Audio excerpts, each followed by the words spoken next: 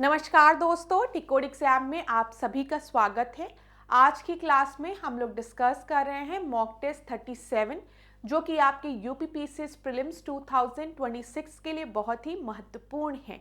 तो चलिए आज की क्लास को स्टार्ट करते हैं मेरे साथ ऐश्वर्या सिंह के साथ। आज की क्लास में हम लोग जो क्वेश्चन है डिस्कस करेंगे इतिहास से, हिस्ट्री से और गुप्ता एम्पायर से। ठीक है, तो पहले हम इन क्वेश्चंस को डिस्कस करेंगे, उसके बाद वर्ल्ड ज्योग्राफी में ऑस्ट्रेलिया के मैप को स्टडी करेंगे। तो आज की क्लास को स्टार्ट करते हैं मेरे साथ ऐश्वर्या सिंह के साथ। पहला प्रश्न आप ध्यान से देखिए, यहाँ पर क्या दिया गया है, भारत का नेपोलियन किसे कहा जाता है, प्रश्न है। ठीक है, तो भारत का नेपोलियन समुद्रगुप्त को कहा जाता है। यहां पर आपका सही उत्तर क्या हो गया, डी आपका सही उत्तर हो गया।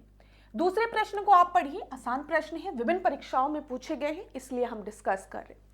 प्रथम गुप्त शासक जिसने परम भागवत की उपाधि धारण की थी वो कौन था, वो भी समुद्रगुप्त था। ठीक है, यहां पर आपका आंसर बी हो गया। यहां पर नेपोलियन, भारत का नेपोलियन किसे कहा जाता है, समुद्रगुप्त को कहा जाता है, ये चीज तो आपको याद रहेगी, विभिन्न परीक्षाओं में भी पूछा गया प्रश्न है ये। लेकिन अब आपकी परीक्षा में प्रश्न इस तरीके से भी बन सकता है कि समुद्रगुप्त को भारत का नेपोलियन किसने कहा है और अपनी किस रचना में कहा है। तो याद रखिएगा, इतिहासकार विसेंट स्मिथ ने अपनी रचना the early history of India, इसको नोट कर लीजिए, the early history of India में समुद्रगुप्त की वीरता एवं विजयों पर मुग्ध होकर उसे भारतीय नेपोलियन की संज्ञा दी है। तो याद रखिए क्लास, एक चीज हमेशा, पास्ट ईयर्स के क्वेश्चंस महत्वपूर्ण हैं, लेकिन पास्ट ईयर्स के क्वेश्चंस को ही थोड़ा सा और एक दो स्टेटमेंट जोड़कर अब नए प्रश्न आपकी बन रहे हैं और पेपर में देखने को मिल रहे हैं। तो बस आपको इतना पता नहीं होना चाहिए कि समुद्रगुप्त को भारत का नेपोलियन कहा है, समुद्रगुप्त को भारत का नेपोलियन किसने कहा है, याद रखिएगा विसेंट स्मिथ ने कहा है, अपनी किस रचना में कहा, the early history of India में, नोट कर लो। ठीक है, साथ ही साथ मैंने आपको बता दिया समुद्रगुप्त को परम भागवत की उपाधि भी धारण करने के लिए कहा जाता है। कौन शासक था जिसने परम भागवत की उपाधि धारण की थी, तो समुद्रगुप्त, याद रखिएगा। इसी तरीके से एक और प्रश्न पूछा गया था यूपीपीसीएस 2016 में, लेकिन बाद में इस प्रश्न को हटा दिया गया था, लेकिन तब भी हम इस प्रश्न को डिस्कस कर लेते हैं एक बार। पृथ्वीवया प्रथम वीर, ठीक है, मतलब पृथ्वी पर इससे ज्यादा वीर कोई है ही नहीं। ठीक है, इससे ज्यादा वीर कोई है ही नहीं, एक ही वीर है पृथ्वी पर, वो कौन है, समुद्रगुप्त है। तो यहां पर आपका इसका सही उत्तर ए है, ये याद रखिएगा। देखिए, इतिहासकार तेज राम शर्मा ने अपनी पुस्तक a political history of the imperial Gupta's में उल्लेख किया था कि समुद्रगुप्त ने अश्वमेध यज्ञ किया था, जिसके बाद उसने ये उपाधि धारण की थी। ठीक है, जिसका की अर्थ क्या था, ऐसा व्यक्ति जिसका पृथ्वी पर कोई भी प्रतिद्वंदी ना हो। ठीक है, पृथ्वी का प्रथम वीर है वो। लेकिन याद रखिएगा, बाद में उत्तर प्रदेश लोक सेवा आयोग ने अपने संशोधित उत्तर पत्रक में इस प्रश्न को मूल्यांकन से बाहर कर दिया था, लेकिन तब भी आपको थोड़ा सा इसके बारे में पता होना चाहिए। तो याद रखिएगा, हो सकता है आने वाली परीक्षा में इसी को अलग तरीके से पूछ लिया जाए, इसलिए मैंने आपसे डिस्कस कर ली।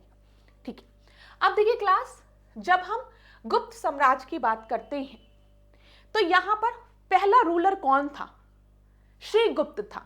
ठीक है, उसके बाद घटोत्कच था, श्रीगुप्त घटोत्कच के बाद चंद्रगुप्त आता है, और चंद्रगुप्त को वास्तविक संस्थापक बोला जाता है गुप्त साम्राज्य का। ये याद रखिएगा आप, जो मैं आपको पॉइंट बता रही हूं। श्रीगुप्त और घटोत्कच ने जो उपाधि धारण की थी वो महाराजा की उपाधि धारण की थी, लेकिन जब चंद्रगुप्त आता है तो उसने महाराजा धीराज की उपाधि धारण की थी। याद रखिएगा, चंद्रगुप्त ने महाराजा धीराज की उपाधि धारण की थी। ठीक है, साथ ही साथ चंद्रगुप्त ने लिच्छवी प्रिंसेस से, कुमार देवी से विवाह भी किया था, और इसका प्रमाण कहां से मिलता है, गोल्ड कॉइन से। गोल्ड कॉइन में एक तरफ चंद्रगुप्त और कुमार देवी का चित्र देखने को मिलता है, दूसरी तरफ लक्ष्मी जी का। तो ये गोल्ड कॉइन से ये एविडेंस मिलता है कि चंद्रगुप्त ने लिच्छवी प्रिंसेस कुमार देवी से विवाह किया था। ठीक है, और महाराजा धीराज की उपाधि धारण की थी, ये भी याद रखिएगा। और चंद्रगुप्त को गुप्त साम्राज्य का वास्तविक संस्थापक माना जाता है, ये भी याद रखिएगा। चलो, किस शासक को भारत का नेपोलियन कहा जाता है? मैंने आपको बता दिया, समुद्रगुप्त को। ठीक है, अभी थोड़ी देर पहले हमने डिस्कस किया है। समुद्रगुप्त को भारत का नेपोलियन की संज्ञा किसके द्वारा दी गई है? तो मैंने अभी आपको बताया है, इतिहासकार विंस्टन स्मिथ द्वारा। इतिहासकार विंस्टन स्मिथ द्वारा किस बुक में समुद्रगुप्त को भारत का नेपोलियन कहा गया है? तो अर्ली हिस्ट्री ऑफ इंडिया। याद रखिएगा, आपकी भी परीक्षा में इसी तरीके से प्रश्न बन सकते हैं। हो सकता है 3-4 स्टेटमेंट दे दे और आपको दे दे कि इतिहासकार विंस्टन स्मिथ ने अर्ली हिस्ट्री ऑफ इंडिया में चंद्रगुप्त को भारत का नेपोलियन कहा है, तो गलत हो जाएगा ना। तो याद रखिएगा, किसको भारत का नेपोलियन कहा जाता है? समुद्रगुप्त को। किसने कहा? विंस्टन स्मिथ ने कहा है। किस बुक में कहा है? The early history of India में कहा है। समुद्रगुप्त की दक्षिणापथ विजय को किस इतिहासकार ने धर्म विजय की संज्ञा दी है? तो याद रखिएगा, किसने कहा था इनकी दक्षिणापथ विजय को? इन्होंने दक्षिण में विजय प्राप्त की थी। ये क्या करते थे? देखिए, जब हम बात करते हैं समुद्रगुप्त की, तो ये दक्षिण में ये राजाओं को पराजित करते थे। ठीक है, पराजित करने के बाद वो उनका राज्य उन्हीं को सौंप के चले आते थे। ऐसा नहीं था कि वो उनका राज्य अपने में मिला लेते थे और खुद शासन करते थे वहां से बैठ के, नहीं। हाँ, वो राजाओं को पराजित करने के बाद उनका राज्य उन्हें सौंप के वापस चले आते थे। हाँ, ये जो राज्य था वो उनके अधीन हो जाता था, इससे अधीन हो जाते थे ये राजा, लेकिन उनका राज्य उन्हें वापस कर देते थे। ये जब दक्षिण की हम बात करते हैं, दक्षिण के राज्यों की हम बात करते हैं, तो समुद्रगुप्त की दक्षिणापथ विजय को किस इतिहासकार ने धर्म विजय की संज्ञा दी है? हेमचंद्र राय चौधरी ने। किस इतिहासकार ने समुद्रगुप्त की तुलना महापद्मानंद से की है? हेमचंद्र राय चौधरी ने। याद रखिएगा, परीक्षा में पूछा गया प्रश्न है। अब देखो, समुद्रगुप्त के प्रयाग प्रशस्ति में कौशल के शासक का क्या नाम था? पूछा गया है छत्तीसगढ़ पीसीएस प्रीलिम्स 2017 में। तो समुद्रगुप्त के प्रयाग प्रशस्ति में कौशल के शासक का क्या नाम है? महेंद्र है। ये याद रखिएगा, सी आपका सही उत्तर है। आगे देखते हैं, समुद्रगुप्त के प्रयाग प्रशस्ति वाले स्तंभ पर निम्नलिखित में से किसका लेख मिलता है? तो किसका लेख यहाँ पर मिलता है? तो जहांगीर का लेख यहाँ पर मिलता है। ध्यान रखिएगा, जहांगीर का। ये यूपी ARO 2016 में पूछा गया प्रश्न है। यहां पर देख लीजिए, ये है इलाहाबाद पिलर, जिसे प्रयाग प्रशस्ति कहते हैं। प्रशस्ति मीन्स क्या? इंस्क्रिप्शन। प्रयाग, उस समय, आज भी हम इलाहाबाद को प्रयागराज के नाम से ही जानते हैं, लेकिन जब हम गुप्ता पीरियड की बात करते हैं, उस समय इलाहाबाद को, प्रयागराज को प्रयाग नाम से जानते थे। और प्रशस्ति मीन्स इंस्क्रिप्शन, तो प्रयाग प्रशस्ति, ये याद रखिएगा। अब ध्यान दीजिए, प्रयाग प्रशस्ति की 9वीं और 20वीं पंक्तियों में दक्षिणापथ के 12 राज्यों तथा उनके राजाओं के नाम मिलते हैं। तो यहां पर जो प्रयाग प्रशस्ति है उसमें दक्षिण के 12 राज्यों और उनके नाम मिलते हैं। ठीक है, प्रयाग प्रशस्ति से ज्ञात होता है कि कौशल का राजा कौन था? महेंद्र था। याद रखना, हो सकता है आपकी परीक्षा में पूछ ले, कौशल का राजा कौन था? महेंद्र था। और दक्षिणापथ के राजाओं को समुद्रगुप्त ने पहले जीता, किंतु फिर ग्रहण मोक्ष अनुग्रह नीति के तहत कृपया कर उन्हें स्वतंत्र कर दिया था, जो मैंने आपको बताया।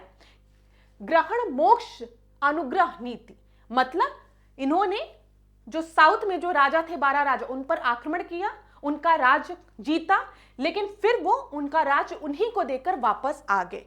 ठीक है, लेकिन अब ये राजा जो है वो समुद्रगुप्त के अधीन हो गए थे, ये चीज याद रखिएगा। चल, प्रयाग प्रशस्ति समुद्रगुप्त के विषय में जानकारी का एक महत्वपूर्ण स्रोत है। इसकी रचना समुद्रगुप्त के संधि विग्रहिक सचिव हरिशेन ने की थी। पूछा जाता है ना, प्रयाग प्रशस्ति किसके द्वारा लिखी गई है? हरिशेन द्वारा लिखी गई है, याद रखना। कनिंगम के मतानुसार यह लेख मूलतः कौशाम्बी में खुदवाया गया था। अकबर ने इसे कौशाम्बी से मंगवाकर इलाहाबाद के किले में स्थापित कराया था। यह भी प्रश्न पूछा जा सकता है कि किस मुगल एम्परर ने प्रयाग प्रशस्ति को कौशाम्बी से लाकर इलाहाबाद के किले में स्थापित करवाया था? तो अकबर ने। ठीक है, और इसकी जानकारी हमें कहां से मिलती है? यहां पर ध्यान दीजिए, कनिंगम के मतानुसार यह लेख मूलतः कौशाम्बी में खुदवाया गया था और अकबर ने इसे कौशाम्बी से मंगवाकर इलाहाबाद प्रयागराज के किले में स्थापित करवाया था। इस पर जहांगीर का एक लेख मिलता है। ठीक है, ये याद रखिएगा। इसमें किसका किसका लेख मिलता है? जहांगीर का लेख मिलता है, रानी का अभिलेख एवं अशोक द्वारा कौशाम्बी के महापात्रों को संघ भेद रोकने के लिए निर्देश भी उत्कीर्ण है। ये याद रखिएगा क्लास, क्योंकि मैं फिर एक चीज बोलूंगी कि इलाहाबाद इंस्क्रिप्शन जो है वो आपके प्रीलिम्स के लिए तो महत्वपूर्ण है, मेंस के लिए भी महत्वपूर्ण है। ठीक है, तो अब आपको याद रखना है किस मुगल एम्परर ने इसे कौशाम्बी से मंगवाकर इलाहाबाद के किले में आपका गड़वाया था, स्थापित करवाया था? अकबर ने। लेकिन इलाहाबाद इंस्क्रिप्शन में किस मुगल एम्परर का लेख मिलता है? तो जहांगीर का लेख मिलता है। ठीक है, चलो आगे बढ़ते हैं, आगे बढ़े। ये देखो, ये है इलाहाबाद पिलर। ठीक है, समुद्रगुप्त के समुद्रगुप्त के इतिहास का प्रमुख स्रोत क्या है? प्रयाग प्रशस्ति। अभी हमने डिस्कस किया। प्रशस्ति सबसे क्या अभिप्राय है? राजा की स्तुति। मैंने आपको बताया प्रयाग प्रशस्ति मींस इंस्क्रिप्शन। ठीक है, और यहां पर राजा की स्तुति की बात की गई है। प्रयाग प्रशस्ति की रचना किसके द्वारा की गई थी? हरिसेन द्वारा। ये भी याद रखिएगा। प्रयाग प्रशस्ति की रचना किस शैली में की गई है? तो चंपू शैली में। मतलब इसमें गद और पद दोनों हैं। ठीक है, तो चंपू शैली से बोलते हैं ना, जिसमें गद और पद दोनों का प्रयोग किया जाता है। प्रयाग प्रशस्ति की रचना किस भाषा में की गई है पूछा जाएगा, तो याद रखिएगा संस्कृत भाषा में। मध्यकाल में किस शासक ने समुद्रगुप्त की प्रयाग प्रशस्ति को कौशाम्बी से मंगवाकर इलाहाबाद के किले में सुरक्षित रखवा दिया था? किसने रखवाया था? अकबर ने रखवाया था। ठीक है, और बाद में जहांगीर ने इसमें कुछ चीजें ऐड भी की थी, ये भी याद रखिएगा। प्रयाग प्रशस्ति से किस शासक के सैन्य अभियान, प्रशासन तथा दिग्विजय की जानकारी मिलती है? तो समुद्रगुप्त के। समुद्रगुप्त के प्रयाग प्रशस्ति में कौशल के शासक का क्या नाम बताया गया है? महेंद्र बताया गया है, याद रखिएगा। प्रयाग प्रशस्ति पर सर्वप्रथम किस शासक का नाम उल्लिखित था? तो अशोक का नाम उल्लिखित था। ठीक है, ये याद रखिएगा। अभी मैंने आपको यहां पर बताया है ना, यहां पर ध्यान रखिएगा। अशोक द्वारा कौशाम्बी के महापात्रों को संघ भेद रोकने के लिए निर्देश भी उत्कीर्ण है इसमें, तो अशोक का नाम इसमें लिखा हुआ है। क्लियर है? तो कंफ्यूज मत होइएगा कि प्रयाग प्रशस्ति जो है वो तो हरिसेन ने लिखा है। हरिसेन किसके समय में थे? समुद्रगुप्त के समय में थे, तो गुप्ता पीरियड से रिलेटेड है। तो इसमें अशोक का नाम कैसे आ गया? इसमें जहांगीर का नाम कैसे आ गया? अकबर इसे कैसे मंगवा कर कौशाम्बी से इलाहाबाद पोर्ट में लगा सकता है? तो बाद में समय के साथ, ठीक है, अशोक का तो इन्होंने उत्कीर्ण कराया था। ठीक है, ये याद रखिएगा। बाद में अकबर द्वारा कौशाम्बी से इसे शिफ्ट कराया गया और जहांगीर ने इसमें ऐड किया। तो ये इंपॉर्टेंट चीजें हैं जो मैं आपको बता रही हूँ, याद रखिएगा। पेपर में कंफ्यूज करने के लिए इसी तरीके से दे देगा आपको, और आप कंफ्यूज हो जाएंगे। भाई हमने तो पढ़ा था कि जो इलाहाबाद इंस्क्रिप्शन है समुद्रगुप्त से रिलेटेड है, तो अशोक का नाम, जहांगीर का नाम कहाँ से यहाँ पर आ गया? तो इन सब चीजों में कंफ्यूज मत होना। अब यहां पर देखो, प्रयाग प्रशस्ति में वर्णित प्रशासनिक पदाधिकारियों के क्या क्या नाम है? ठीक है, संधि विग्रहक, संधि व युद्ध के मंत्री को बोला जाता है, बस याद रखो। संधि विग्रहक मतलब संधि, जो संधि करवा रहा है युद्ध में। ठीक है, तो मंत्री, ठीक है, उस मंत्री को। घाकट पाकिक, ठीक है, खाकट पाकिक राजकीय भोजनालय का अध्यक्ष। कुमार मात्य उच्च श्रेणी के प्रशासनिक अधिकारी, और महादंड नायक पुलिस विभाग का प्रधान अधिकारी। तो महादंड से आप याद रख सकते हो पुलिस विभाग, ठीक है। संधि से आप याद रख सकते हो जो संधि करवा रहा है युद्धों में, ठीक है। और खाद से खाद घटपाकिक, ठीक है। तो खाद से, खाद देखो, खाद से आप याद कर सकते हो कि भोजन से रिलेटेड है, ठीक है। बस ऐसे याद कर लो, पूरा पूरा नहीं याद रहेगा। दंड से आप याद कर सकते हो कि पुलिस से रिलेटेड है, ठीक है, पुलिस से रिलेटेड है। फिर यहां पर संधि से आप याद कर सकते हो कि ये युद्ध में जो मंत्री संधि करा रहा है उससे रिलेटेड है। और कुमार मात्य जो है ये उच्च श्रेणी के प्रशासनिक अधिकारी हुआ करते थे। चलो, धर्म प्राचीर बंधा वैदिक धर्म का पालन करता किस गुप्त शासक को कहा गया है? तो समुद्रगुप्त को कहा गया है, ठीक है। धर्म प्राचीर बंधा, ठीक है, वैदिक धर्मों का पालन करता कौन है? समुद्रगुप्त है। समुद्रगुप्त के शासनकाल में किस प्रसिद्ध बौद्ध विद्वान को संरक्षण प्राप्त हुआ था? तो ये भी याद रखिएगा, वसुबंधु को। वसुबंधु को ये बौद्ध विद्वान थे जिन्हें संरक्षण मिला था समुद्रगुप्त के समय, तो वसुबंधु। किस गुप्त शासक को सिक्के पर वीणा बजाते हुए देखा गया है? तो वीणा बजाते हुए समुद्रगुप्त को देखा गया है। कौन सा गुप्त शासक कुशल संगीतज्ञ था? ठीक है, अब वीणा बजाते हुए समुद्रगुप्त को देखा गया है सिक्कों में, तो ये एक कुशल संगीतज्ञ थे।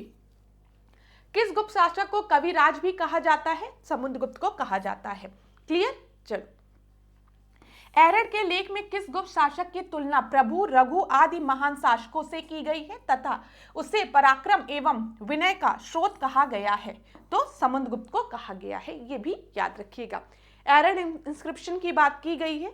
एरर के किस लेख में, गुप्त के लेख में किस गुप्त शासक की तुलना प्रभु, रघु आदि महान शासकों से की गई है? तो समुद्रगुप्त की तुलना की गई है। इतनी चीजें क्लियर है क्लास? चलो आगे देखते हैं। यहां पर इस प्रश्न को देखो, छत्तीसगढ़ पीसीएस 2017 में पूछा गया प्रश्न है। हरिसेन समुद्रगुप्त के दरबार का प्रसिद्ध कवि था। अभी हमने देखा हरिसेन जो है किसके दरबार का कवि है? बताइए, समुद्रगुप्त के। चलो, उसने देवी चंद्रगुप्तम महाकाव्य की रचना की है। वह प्रयाग प्रशस्ति का भी रचयिता है। तो यहां पर आपका सही उत्तर क्या होगा? जब हमने हरिसेन की बात की थी तो मैंने आपको बताया कि हरिसेन जो है उन्होंने प्रयाग प्रशस्ति की रचना की है। ठीक है, क्लियर है? तो यहां पर ये और ये ठीक है, 1 और 3 आपका सही है, लेकिन दूसरा आपका गलत है। तो इस प्रश्न का सही उत्तर क्या हो जाएगा? डी आपका सही उत्तर हो जाएगा। अब यहां पर ध्यान दीजिएगा, जब हम बात कर रहे हैं, यहां पर ध्यान दीजिए, हरिसेन ने संस्कृत भाषा में प्रशंसात्मक वर्णन प्रस्तुत किया है। किसके बारे में? समुद्रगुप्त के बारे में, ये आपको पता है। लेकिन जब हम देवी चंद्रगुप्तम की बात करते हैं, इसके जो रचयिता हैं वो हरिसेन नहीं है, इसके रचयिता विशाखा दत्त हैं, ये याद रखिएगा। देवी चंद्रगुप्तम नाटक की रचना किसके द्वारा की गई है? विशाखा दत्त के द्वारा की गई है। अगला प्रश्न देखते हैं। निम्नलिखित में से किस गुप्त राजा का एक अन्य नाम देवगुप्त था? तो देवगुप्त किसका नाम था? समुद्रगुप्त, चंद्रगुप्त द्वितीय, कुमारगुप्त, या फिर उपयुक्त में से कोई नहीं? तो देवगुप्त की उपाधि किसके द्वारा ली गई थी? चंद्रगुप्त द्वितीय द्वारा।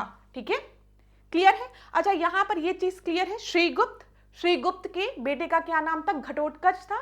घटोत्कच के बेटे कौन है? चंद्रगुप्त है प्रथम। ठीक है, जिन्होंने महाराजा धीराज की उपाधि ली है और जिन्हें वास्तविक संस्थापक माना जाता है गुप्त साम्राज्य का। इसके बाद समुद्रगुप्त आते हैं। ठीक है, समुद्रगुप्त के बेटे रामगुप्त, ठीक है, और रामगुप्त को मारकर उनके भाई चंद्रगुप्त द्वितीय जो है वो राजगद्दी को संभालते हैं। रामगुप्त को एक कायर राजा माना जाता है। जब शक आक्रमण करते हैं तो ये अपनी पत्नी को उन्हें देने को स्वीकार, मतलब उनकी जो मांग थी उसको स्वीकार कर लेते और अपनी पत्नी को देने जाते हैं। लेकिन फिर चंद्रगुप्त इनको मार के इनकी पत्नी द्वितीय चंद्रगुप्त जो है वो इनको मारकर इनकी पत्नी से विवाह कर लेते। अभी प्रश्न में आएगा, बिल्कुल चिंता मत करना, अभी सब बता दूंगी तो प्रश्नों का उत्तर आ जाएगा, इसीलिए थोड़ा धीमे धीमे बता रही हूं, लेकिन हर चीज को लिंक करते हुए चलो। यहां पर देखो, गुप्त शासक चंद्रगुप्त द्वितीय ने विक्रमादित्य का एक अन्य नाम देवगुप्त भी था। ठीक है, तो याद रखिएगा, विक्रमादित्य और देवगुप्त नाम से किसे जाना जाता है? चंद्रगुप्त द्वितीय को। ये याद रखना, कंफ्यूज मत होना चंद्रगुप्त फर्स्ट को कि चंद्रगुप्त द्वितीय को। तो चंद्रगुप्त द्वितीय को विक्रमादित्य या देवगुप्त नाम से जाना जाता है। उनका अन्य नाम देवराज और देवश्री भी मिलता है। फिर देखिए, चंद्रगुप्त द्वितीय विक्रमादित्य की उपाधियां अगर हम देखें तो देवगुप्त उपाधि इन्होंने धारण की थी, देवराज, देवश्री, विक्रमांक, विक्रमादित्य, परम भागवत, राजाधिराज, भट्टा, तारक। ठीक है, क्लियर है? आगे बढ़ते हैं। प्रसिद्ध चीनी यात्री फाहिंग ने किसके शासन में भारत की यात्रा की थी? चंद्रगुप्त प्रथम, द्वितीय, रामगुप्त या फिर श्रीगुप्त? तो यहां पर आपको पता होना चाहिए चंद्रगुप्त द्वितीय के समय। ठीक है, निम्नलिखित में से कौन सही सुमेलित नहीं है? ध्यान दीजिएगा, कौन सा सही सुमेलित नहीं है? कुमारगुप्त प्रथम, मंदसौर अभिलेख, पतिक तक्षशिला अभिलेख, प्रभावती गुप्ता उदयगिरी गुहा अभिलेख, समुद्रगुप्त एरन अभिलेख। तो अभी मैंने आपको बताया है जब हम समुद्रगुप्त की बात करते हैं तो समुद्रगुप्त के बारे में हमको जानकारी एरन अभिलेख से मिलती है, ठीक है। पतिक के बारे में जानकारी तक्षशिला अभिलेख से मिलती है। कुमारगुप्त के बारे में जानकारी मंदसौर अभिलेख से मिलती है, लेकिन प्रभावती गुप्ता से रिलेटेड उदयगिरी गुहा अभिलेख नहीं है, ये याद रखिएगा। यही आपका सही सुमेलित नहीं है। जब हम चंद्रगुप्त द्वितीय की बात करते हैं तो हम उदयगिरी गुहा अभिलेख की बात करते हैं। नोट कर लीजिए क्लास, एक एक पॉइंट बहुत महत्वपूर्ण है जो बता रही हूं मैं आपको। कुमारगुप्त मंदसौर अभिलेख, ठीक है, पतिक तक्षशिला अभिलेख, चंद्रगुप्त द्वितीय उदयगिरी गुहा अभिलेख और समुद्रगुप्त एरन अभिलेख। क्लियर है? आगे बढ़ते हैं। यहां पर चंद्रगुप्त द्वितीय, जिनको कि हम विक्रमादित्य के नाम से भी जानते हैं, देवगुप्त के नाम से भी जानते हैं, इनके 9 रत्न थे। तो 9 रत्न के बारे में चर्चा कर लेते हैं।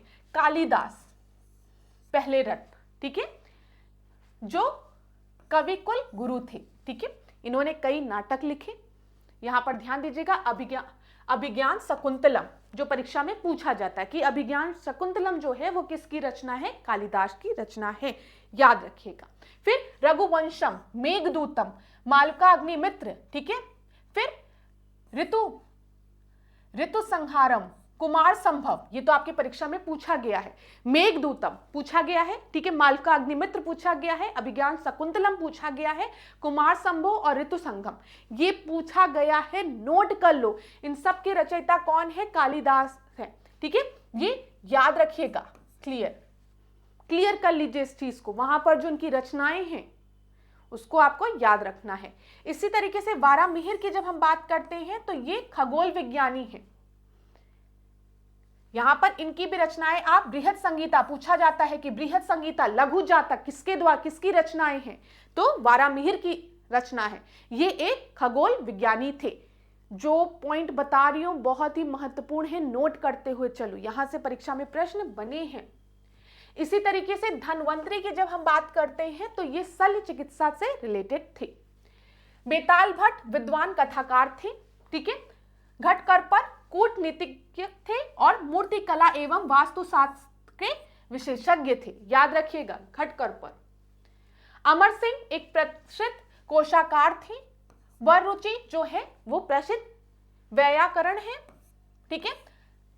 छपड़क की जब हम बात करते हैं तो ये ज्योतिष से रिलेटेड थे। शंकु जो है वो वास्तुकार हैं। तो यहां पर ध्यान रखो, बस आपको इतना याद रखना है कि प्रसिद्ध कवि कौन थे, ठीक है, तो वो कालिदास थे। खगोल विज्ञानी कौन थे? वारामिहिर थे, बस इतना याद रखिए, ठीक है। शल्य चिकित्सा से रिलेटेड कौन थे? धन्वंतरी। बेताल भट्ट एक विद्वान कथाकार थे, ठीक है। घटकर पर कूटनीतिज्ञ थे। फिर यहां पर अमर सिंह का नाम, वररुचि का नाम, छपड़क का नाम और शंकु का नाम नोट कर लीजिए, ठीक है। बहुत महत्वपूर्ण पॉइंट्स हैं ये सब जो बता रही हूं, स्क्रीनशॉट लेना है तो लेते चलो आगे बढ़ते हैं। निम्न में से कौन सा अभिलेख विश्व के प्रथम विज्ञापन के तौर पर जाना जाता है? तो बताइए। दशपुर अभिलेख, सोहगरा अभिलेख, सुपिया अभिलेख या फिर एरन अभिलेख? तो यहां पर आपका सही उत्तर क्या है बताइए क्लास। कौन से अभिलेख को विश्व के प्रथम विज्ञापन के तौर पर जाना जाता है? तो वो आपका दशपुर अभिलेख है। ए आपका सही उत्तर है। एमपीपीसीएस प्रीलिम्स 2021 में पूछा गया प्रश्न है। यहां पर देख लीजिए, कुमारगुप्त प्रथम का समकालीन वत्स भट्टी एक स्थानीय कवि था। उसने मंदसौर प्रशस्ति की रचना की थी, ठीक है। मंदसौर प्रशस्ति की रचना की थी और मंदसौर प्रशस्ति कुमारगुप्त की उपलब्धियों का विवरण प्रस्तुत करता है। अभी हमने देखा था ना, पेपर में प्रश्न पूछा था, यहां पर ध्यान देना कि यह प्रश्न पूछा गया है कि जब हम कुमारगुप्त की बात करते हैं तो कौन सा अभिलेख इनसे रिलेटेड है? तो मंदसौर अभिलेख इनसे रिलेटेड है। परीक्षा में जो प्रश्न है वो इस तरीके से बन सकता है कि किस अभिलेख में प्रथम बार विज्ञापन के तौर पर किसे जाना जाता है? तो दशपुर अभिलेख, जिसे कि हम मंदसौर अभिलेख के नाम से भी जानते हैं। मंदसौर प्रशस्ति किस शासक की उपलब्धियों का विवरण प्रस्तुत करता है? तो अभी हमने डिस्कस किया, मंदसौर अभिलेख की बात करेंगे तो कुमारगुप्त का नाम आपको याद रखना है। डी आपका सही उत्तर है, यूपीआरओ 2021 में पूछा गया प्रश्न है। फिर आगे देखिए, रेशम बुनकरों की श्रेणी की जानकारी निम्नलिखित में से किस शिलालेख से मिलती है? तो इसकी जानकारी हमें मिलती है दशपुर शिलालेख से। ये याद रखिएगा, याद रहेगा क्लास। प्रश्न में इस तरीके से पूछा जा सकता है दशपुर अभिलेख देख के कि कौन सा अभिलेख विश्व के प्रथम विज्ञापन के तौर पर जाना जाता है, तो उसे हम दशपुर अभिलेख कहते हैं, ठीक है। या फिर इस तरीके से जाना जाता है कि किस अभिलेख से हमें रेशम बुनकरों के बारे में जानकारी मिलती है, तो वो दशपुर अभिलेख से। या फिर आपसे पूछा जा सकता है मंदसौर अभिलेख किससे रिलेटेड है, तो आप बताएंगे कुमारगुप्त से रिलेटेड है।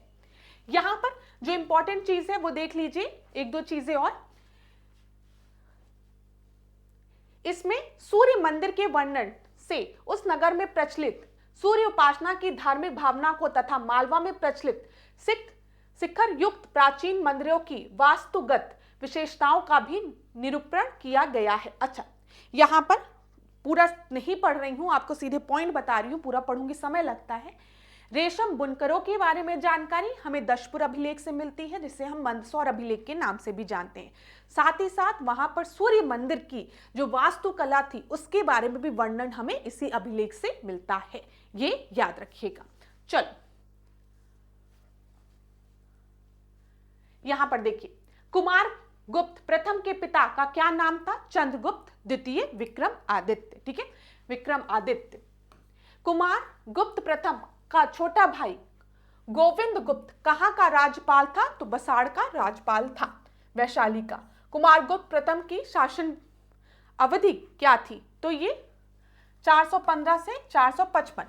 कुमारगुप्त प्रथम के सुव्यवस्थित शासन का वर्णन किस अभिलेख से मिलता है? तो अभी हमने बताया कि मंदसौर अभिलेख जो है, मंदसौर इंस्क्रिप्शन किससे रिलेटेड है? कुमारगुप्त से रिलेटेड है।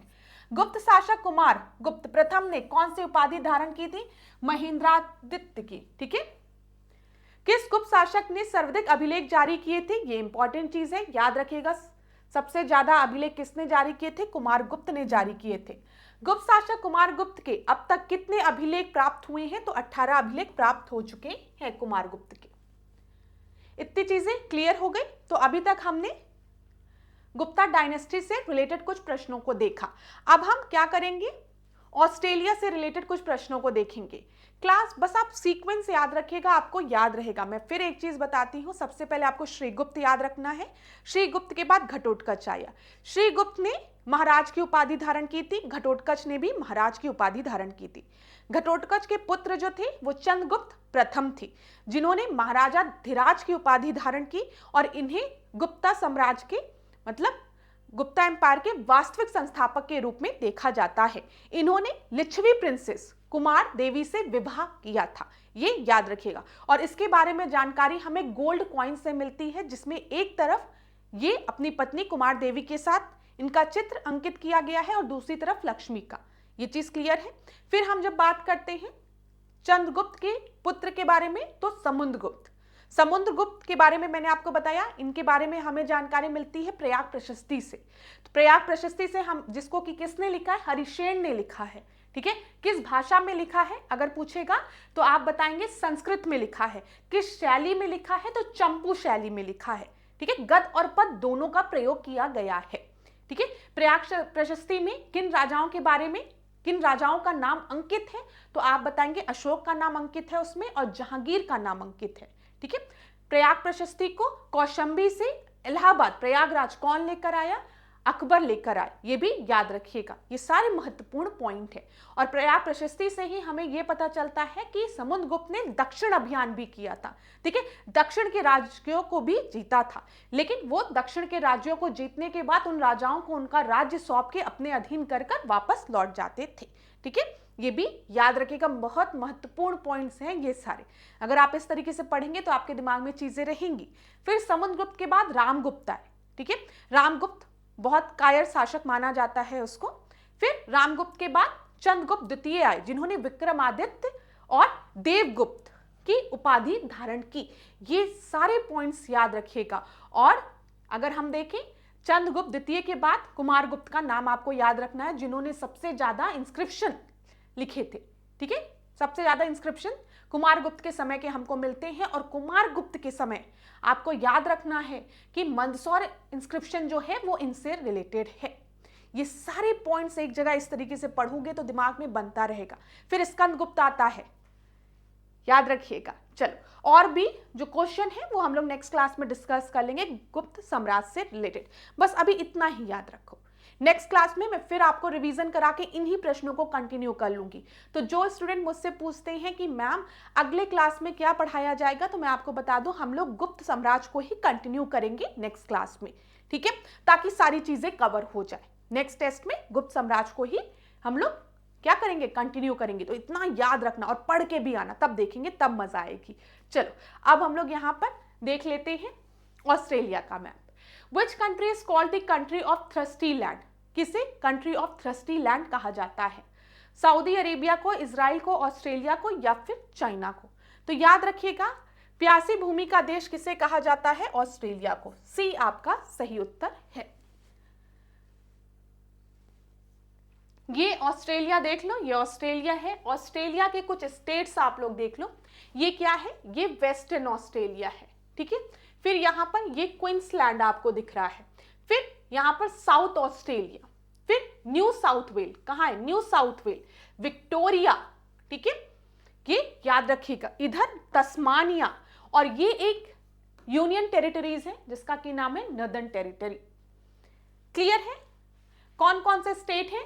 Western Australia, Queensland, South Australia, New South Wales, Victoria और तस्मानिया। याद रहेगा? ठीक है। अब यहां पर आपको याद रखना है, वेस्टर्न ऑस्ट्रेलिया की जो कैपिटल है वो है पर्थ, ठीक है। नॉर्दर्न टेरिटरी की हम बात करेंगे तो डार्विन, ठीक है। क्वींसलैंड की बात करेंगे तो ब्रिस्बेन, न्यू साउथ वेल की सिडनी, विक्टोरिया की मेलबर्न और तस्मानिया की हॉबर्ट। याद रहेगा, तस्मानिया की हॉबर्ट। जब हम बात कर रहे हैं वेस्टर्न ऑस्ट्रेलिया की पर्थ, ठीक है, नॉर्दर्न टेरिटरी की डार्विन, क्वींसलैंड की ब्रिस्बेन, न्यू साउथ वेल की सिडनी और विक्टोरिया की मेलबर्न। क्लियर है? चलो अभी प्रश्नों को देखते हैं। Which Australian state is an island located south of the mainland? अभी हमने ऑस्ट्रेलिया का जब मैप देखा तो यहां पर हमने देखा क्या है? तस्मानिया है, ठीक है, तो साउथ में है। Which Australian state is an island located south of the mainland? ठीक है, ये मेन ऑस्ट्रेलिया है, मेनलैंड है ऑस्ट्रेलिया के, इसके साउथ में क्या है? तस्मानिया है। क्लियर है? तो यहां पर आपका सही उत्तर क्या हो जाएगा? बी आपका सही उत्तर हो जाएगा। हॉबर्ट इसकी कैपिटल है, ये भी याद रखना। चलो आगे बढ़ते हैं, जो भी इंपॉर्टेंट पॉइंट्स है सब बताते हुए चलूंगी। आगे देखो, Which of the following is the largest state of Australia by area? बताइए, हमने स्टेट्स देखा था तो उसमें लार्जेस्ट स्टेट कौन सा था? तो अगर आपने ध्यान से देखा होगा तो वेस्टर्न ऑस्ट्रेलिया, ध्यान दो यहां पर ध्यान दो, सबसे ज्यादा एरिया किस स्टेट ने कवर किया है? ध्यान दीजिएगा क्लास, वेस्टर्न ऑस्ट्रेलिया ने, ठीक है। सबसे बड़ा जो स्टेट है वो कौन सा है? वो वेस्टर्न ऑस्ट्रेलिया है। और इसकी कैपिटल क्या है वेस्टर्न ऑस्ट्रेलिया की? पर्थ। याद रखिएगा, महत्वपूर्ण है, ठीक है। क्लियर है? अच्छा, ऑस्ट्रेलिया के मध्य से आपको दिख रहा है इधर की तरफ से ट्रॉपिक ऑफ कैप्रिकॉर्न जा रहा है। अगर हम देखें तो ट्रॉपिक ऑफ कैप्रिकॉर्न यहां पर इस तरीके से आपको दिख रहा है, ठीक है। चलो आगे देखते हैं अगले प्रश्न को। ये Which of the following state is the largest state of Australia by area? तो हम क्या बताएंगे? वेस्टर्न ऑस्ट्रेलिया, जिसकी की कैपिटल क्या है? पर्थ इसकी कैपिटल है। याद रखिएगा क्लास, इस तरीके से प्रश्न बन सकते हैं। अब आगे देखो, Which Australian state share border with all the mainland and union territory? कौन सा ऑस्ट्रेलिया का स्टेट है जो कि अपने बॉर्डर को ऑस्ट्रेलिया के और स्टेट के साथ शेयर करता है और यूनियन टेरिटरी के साथ भी शेयर करता है? तो मैंने अभी आपको यहां पर बताया कि आप ऑस्ट्रेलिया के मैप को जब ध्यान से देखोगे तो ऑस्ट्रेलिया में 6 स्टेट्स हैं, ठीक है, और एक यूनियन टेरिटरी है। कौन सी यूनियन टेरिटरी है? Northern territory. यहां पर अगर आप साउथ ऑस्ट्रेलिया को देखो क्लास, साउथ ऑस्ट्रेलिया को, तो साउथ ऑस्ट्रेलिया अपने बॉर्डर को शेयर कर रहा है वेस्टर्न ऑस्ट्रेलिया के साथ भी। नदर्न टेरिटरी के साथ भी, क्वींसलैंड के साथ भी और न्यू साउथ वेल के साथ भी। तो अगर पेपर में इस तरीके का प्रश्न बनता है कि कौन सा ऑस्ट्रेलिया का ऐसा स्टेट है जो कि ऑस्ट्रेलिया के मैक्सिमम स्टेट और यूनियन टेरिटरीज के साथ अपने बॉर्डर को शेयर कर रहा है, तो आप बताएंगे क्या? South Australia. याद रखिएगा, ठीक है? क्लियर है? चलो यहां पर देख लो, आपका सही उत्तर क्या हो जाएगा? South Australia. समझ में आ रहा है क्लास? आगे बढ़ते हैं। Which state is located in the southeastern corner of Australia? South eastern corner, तो देखो क्या है ये नॉर्थ, साउथ, ईस्ट, वेस्ट। तो क्या बोला गया? साउथ ईस्टर्न कॉर्नर में। यहां पर अगर आपने मैप को ध्यान से देखा होगा तो विक्टोरिया है, ठीक है? दिखा दूं मैं आपको एक बार मैप में, ये देखो, ये हो गया नॉर्थ, ये हो गया साउथ, ये हो गया ईस्ट, ये हो गया वेस्ट। तो इधर आपको कौन सा दिख रहा है? विक्टोरिया, ठीक है? जिसकी ये कैपिटल क्या है? मेलबर्न है। याद रखिएगा, महत्वपूर्ण चीजें बता रही हूं मैं आपको। तो उत्तर क्या हो गया यहां पर? विक्टोरिया। ए आपका सही उत्तर हो गया। अब क्लास यही चीज यहां पर आपको ध्यान देनी है। ये आपका वेस्टर्न ऑस्ट्रेलिया है, ये आपका साउथ ऑस्ट्रेलिया है, ये नदर्न टेरिटरी है, ठीक है? यहां पर मैंने आपको बताया ये आपका क्या हो गया? क्वींसलैंड हो गया, और इधर आपको विक्टोरिया देखने को मिलेगा। एक बार आप मैप में देख लो तो ज्यादा अच्छे से आपको समझ में आएगा। देख लो, वही सारी चीजें हैं। ये वेस्टर्न ऑस्ट्रेलिया हो गया, ये नदर्न टेरिटरी हो गया, ये क्वींसलैंड हो गया, इधर न्यू साउथ वेल और विक्टोरिया, और इधर साउथ ऑस्ट्रेलिया, ठीक है? तो ध्यान रखिएगा जो पॉइंट्स आपको बताए जा रहे हैं। क्लियर है? चलो आगे देखते हैं। इस प्रश्न को देखो, यहां पर क्या दिया गया है। Which of the following statement are true with reference to the Australia? The Tropic of Capricorn divide Australia into two parts. It passes through almost the middle of Australia. मैंने आपको बताया था कि जो ट्रॉपिक ऑफ कैप्रिकॉर्न है वो Australia को divide तो कर रहा है, लेकिन एकदम मिडिल से नहीं जा रहा है। ये स्टेटमेंट गलत है, एकदम मिडिल से नहीं जा रहा है। अभी हम मैप में आपको दिखाएंगे तो आपको समझ में आएगा। मकर रेखा ऑस्ट्रेलिया को दो भागों में बांटती है, अर्थात यह ऑस्ट्रेलिया के लगभग मध्य से होकर गुजरती है। ये बोला गया, लगभग मध्य से होकर गुजरती है कहा जा सकता है, लेकिन it divide through out almost the middle of Australia, ठीक है? ऑस्ट्रेलिया का पश्चिमी भाग एक विस्तृत पठार है या महाद्वीप के लगभग 2/3 भाग में फैला हुआ है। वेस्टर्न पार्ट ऑफ ऑस्ट्रेलिया की जब अगर हम बात करेंगे तो वो आपका प्लेटू वाला रीजन है, ठीक है? And it is spread almost 2/3 of the continent. मैंने आपको बताया था ना, जो वेस्टर्न ऑस्ट्रेलिया है वो सबसे ज्यादा आपका एरिया उसी ने कवर किया है। In Australia between the western plateau and the eastern highland there is a vast lowland region. अब यहां पर ध्यान दीजिएगा क्लास, एक मिनट रुकिए। यहां पर अगर आप ध्यान देंगे तो the Tropic of Capricorn divide the Australia into two part, ठीक है? Through almost the middle. Almost term की वजह से हम इसको थोड़ा सा सही कहेंगे।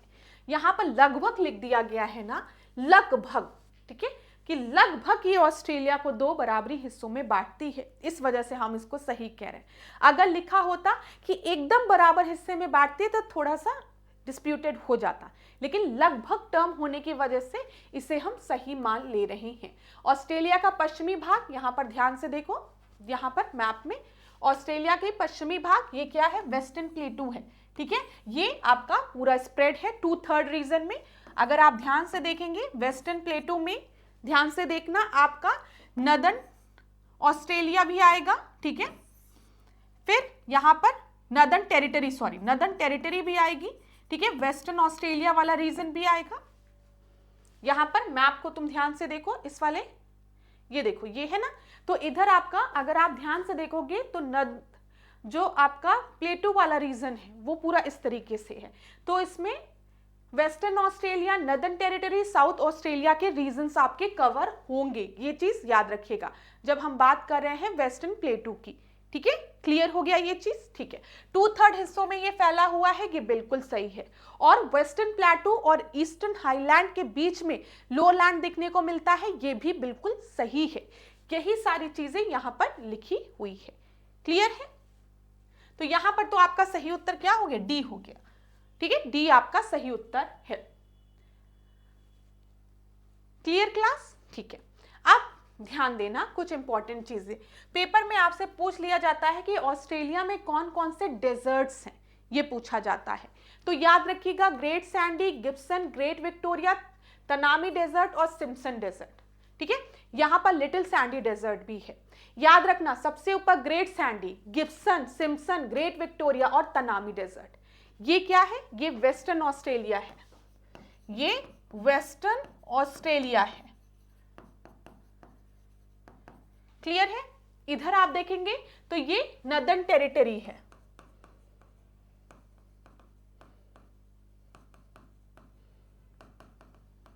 ठीक है, इधर अगर आप देखेंगे तो ये साउथ ऑस्ट्रेलिया है।